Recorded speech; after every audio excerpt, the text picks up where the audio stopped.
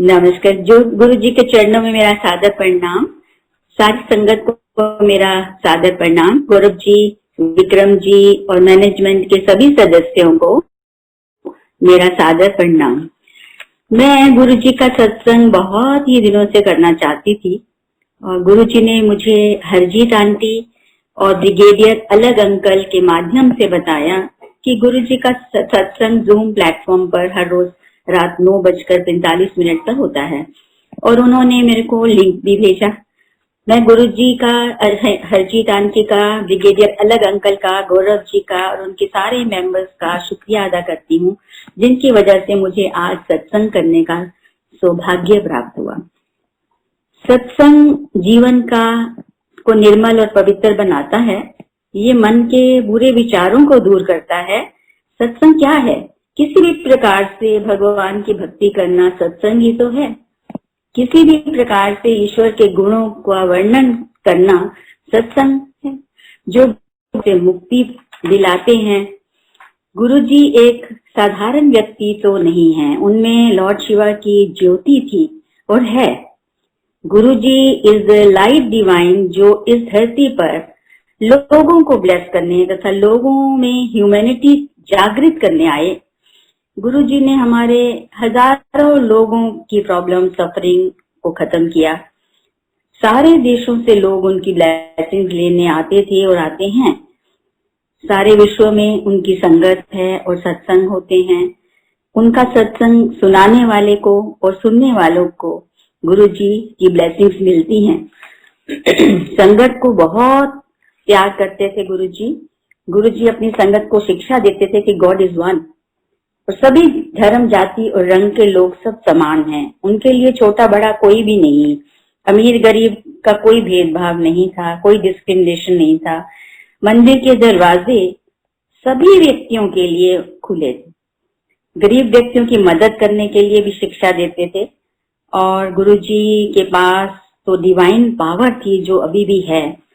उनको किसी भी व्यक्ति के पूर्व जीवन, वर्तमान जीवन और भविष्य जीवन के बारे में मालूम होता था। वे अंतर्यामी थे और हैं।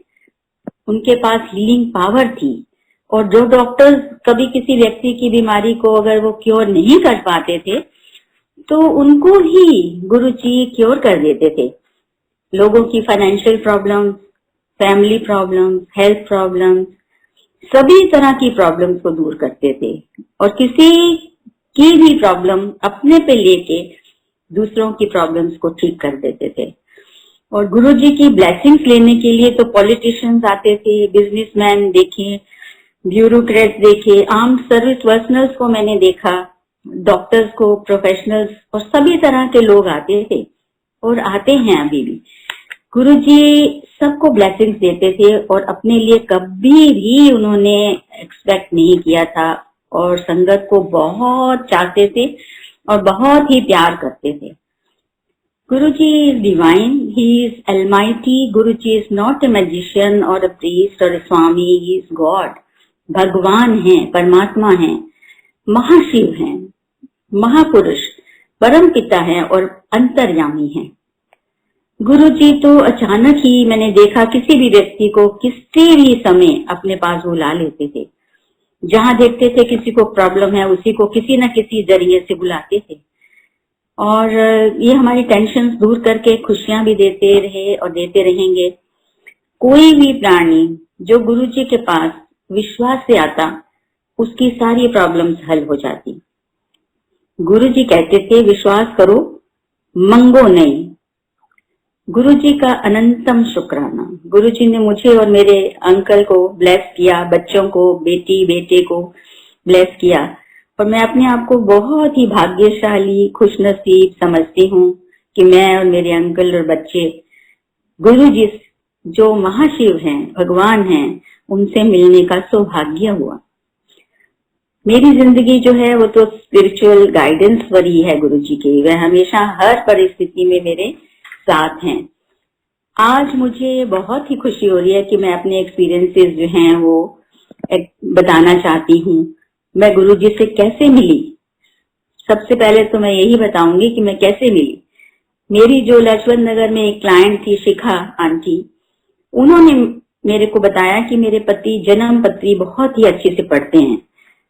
तो 1999 में मैं उनके शिखा आंटी के घर में अपनी बेटी की जन्म पत्री दिखाने उनके पति के पास गई। जैसे ही मैं उनके ड्राइंग रूम में पहुंची, सामने एक बहुत बड़ा स्वरूप लगा हुआ था।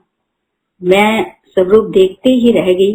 देखकर मुझे इतनी शांति मिली, मन प्रसन्न हुआ और बहुत ही अच्छी फीलिंग आई और लगा कि मैं गुरुजी का स्वरूप देखती ही रहूं। गुरुजी ने लाल चोला पहना हुआ था और दोनों हाथ अपने दोनों गाल पकड़े हुए थे। मेरी नजर स्वरूप से हटी ही नहीं।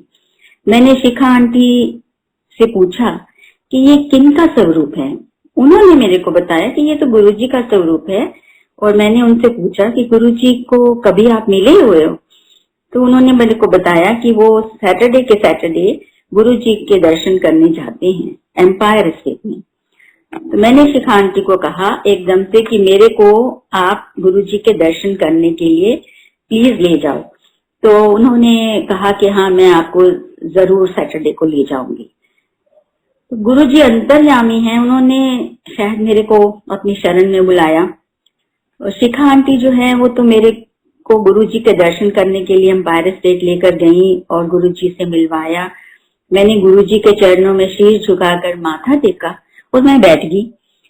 वहां पर बहुत संगत बैठी हुई थी और चुपचाप शब्द सुन रही थी। कोई भी एक दूसरे से मैंने देखा बात नहीं कर रहा। जल प्रसाद लिया, चाय प्रसाद लिया और फिर कुछ ही देर में लंगर प्रसाद खाया, जो कि बहुत ही स्वादिष्ट था। घर में ऐसा नहीं बनता। मैंने बहुत कोशिश करी, सब्जी, दाल, रोटी, चटनी, मिठाई और फिर चटनी में तो बहुत ही मिर्ची होती थी। वहां पर मालूम पड़ा कि जो लंगर प्रसाद वहां पर खाएगा वो तो दवा है और जो घर लेकर जाके खाएगा वो तो मिठाई होगी। तो लंगर प्रसाद इतना अच्छा था और वहां तो गुरुजी के पास इतनी खुशबू आ रही थी कि गुरुजी को देखकर लगा कि गुरुजी को देखते ही रहे। उनसे तो नजर भी नहीं हट रही थी। और मैं शनिवार को बहुत कोशिश करती थी कि मैं जाऊं और वहां पे उनके दर्शन करूं। और हर बार लंगर प्रसाद खाते थे, बहुत अच्छा लगता था। और गुरुजी ने एक दिन मेरे को अपने पास बुलाया और कहा, कैसे देखो हर वेले जय गुरुजी जय गुरुजी जय गुरुजी नहीं करी दांदा। मैं हैरान हो गई। मैंने कहा ये इनको कैसे पता चला गुरुजी को कि मैं उनको हर वक्त ही याद करती हूँ। उस समय कुछ समझ में नहीं आया, कुछ समझ भी नहीं पाए। और मेरे सानी अंकल और कर्णिका बेटी और लक्ष्य बेटा भी मेरे साथ गुरुजी के दर्शन के लिए बहुत बार गए।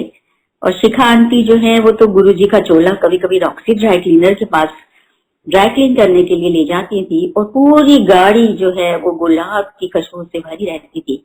और ड्राई क्लीन करवा के जब वापस लेके जाते थे तो गुरुजी के चोले में फिर वैसे ही गुलाब की खुशबू आ रही होती थी और बहुत लगता था कि है गुरुजी साथ हैं। अपना एक सत्संग ये भी शेयर करना चाहती हूँ कि एक दिन शाम को जब मैं और मेरी कुछ संगत जो हमारे वहां थी गुरुजी के पास बैठी थी, थोड़ी सी ही संगत रह गई थी और गुरुजी अपना चोला बदल के बाहर आके बैठे और कहने लगे कि चलो रात हो गई। पर गुरुजी ने कहा कि चलना है। उन्होंने जैसे ही कहा सब उठकर चलने लगे अपनी अपनी गाड़ी में। अब गुरुजी एक कुतुब मीनार के पास किसी के घर में फर्स्ट फ्लोर पे रहते थे, जो उनके घर ले गए और मुझे याद नहीं कि वो किनका घर था। चाय प्रसाद लिया और गुरुजी बातें करने लगे और गुरुजी सारी संगत नीचे कारपेट पर बैठ गई। थोड़ी देर में गुरुजी ने मेरे को इशारा किया और अपने पास बुलाया और गुरुजी ने कहा कि मेरी ना पीठ मल। मैंने सोचा मैंने कि गुरुजी क्यों पीठ मलवा रहे हैं, क्योंकि उनको गर्मी लग रही है या क्या हुआ। मैंने बहुत धीरे धीरे उनकी पीठ मलनी शुरू करी कि उनका शरीर इतना मुलायम था कि मेरे को हाथ लगाने में भी डर लग रहा था। तो गुरुजी की मलनी शुरू कर दी। गुरुजी ने फिर कहा नहीं नहीं नहीं नहीं, ऐसे नहीं, जोर जोर से मल। उनकी पीठ मैंने मली जो कि इतनी नरम और मुलायम थी और उनकी पीठ एकदम जोर जोर से मलने से लाल हो गई। और मैं कुछ देर में फिर गुरुजी मलते मलते कहा कि जा तेरा कल्याण कर देता। उस समय मुझे इतनी समझ में भी नहीं थी कि ये क्या है, कि उन्होंने क्यों मलवाई, कि रेड हो गया उनका। तो मेरे को लगा कि मेरे को शायद अब लगता है कि कोई प्रॉब्लम थी या कोई बीमारी दिखी उनको, तो उन्होंने मेरे को ठीक कर दिया, ट्रीटमेंट किया। और उनको तो सफरिंग बताने की भी जरूरत नहीं होती थी, वो अपने आप ही जानते थे और वो ठीक कर देते थे। मैं अब लगता है कि मैं बहुत ही भाग्यशाली, खुशनसीब हूँ कि मैंने गुरुजी अपने हाथों से उनकी पीठ मली। जय गुरुजी, शुक्राना गुरुजी, आपका बहुत बहुत शुक्राना। एक और सत्संग करना चाहती हूँ कि एक शाम को जब मैं गुरुजी के पास ही बैठी हुई थी, तो मैंने गुरुजी को बताया कि मैं एक मेडिसिन हर रोज लेती हूँ और बहुत साल से ले रही हूँ। तो गुरुजी ने मेरे को कहा, मेरे को देखते हुए उन्होंने कहा कि छोड़ दे, कोई लोड नहीं खाने दी। तो उस दिन के बाद से मैंने मेडिसिन जो कि इतने सालों से मैं खा रही थी, छोड़ दी। ये सब गुरुजी की ही कृपा, ब्लेसिंग है। और जब भी मेरे को खुशबू आती है गुलाब की, तो मेरे को लगता है कि गुरुजी मेरे अंग संग हैं। एक और सत्संग शेयर करना चाहती हूँ। एक शाम को जब मैं गुरुजी के पास बैठी हुई थी, गुरुजी ने मुझे अपने पास बुलाया और कहा कि मेरी नाभि सूंघो। उनकी मैंने नाभि सूंघी, उसमें इतनी अच्छी खुशबू आ रही थी। और गुरुजी ने पूछा कि बता ये कैसी खुशबू है। मैं नहीं बता पाई, तो उन्होंने बताया कि ये तो कस्तूरी की सुगंध है। ऐसी खुशबू मैंने पहले कभी भी स्मेल नहीं करी थी। ये सब गुरुजी की ही महिमा है। और मेरे को लगता है कि मैं कितनी किस्मत वाली थी कि जो गुरुजी की नाभि की खुशबू भी मैंने स्मेल करी। और जब भी गुरुजी शरण में उनकी जाते, बहुत सुकून, शांति मिलती। शब्द और सत्संग सुनकर बड़ा अच्छा लगता, बहुत आनंद आता। गुरुजी के दर्शन में जब भी दर्शन करने जाती, गुरुजी हमेशा कहते कि आया करो। और जब भी गुरुजी के फादर मदर आते थे पहले, तो वो भी संगत के साथ ही बैठते थे और गुरुजी के चरण में मत्था टेकते थे। एक और सत्संग शेयर करना चाहूंगी।